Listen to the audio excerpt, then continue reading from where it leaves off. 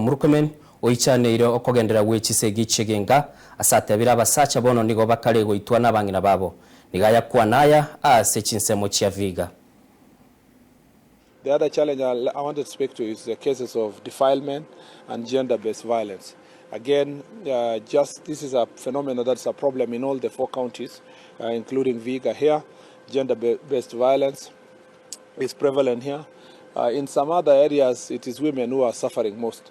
But here also men are suffering because of there are also women who are abusing and beating their husbands and their men. And so the challenges we must be able to confront here as a society. And the other issue we have here is what we call something to do with cultural acceptance of these issues. Why defilement is very prevalent in this region is cultural practices, societal structure. A lot of it is incestuous. It's incest. You know, it's a close family member defiling a small child, an uncle, a stepfather.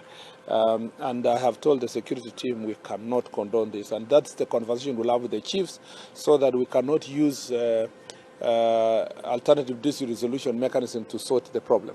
It must be by just enforcement of the law, and everybody who is involved in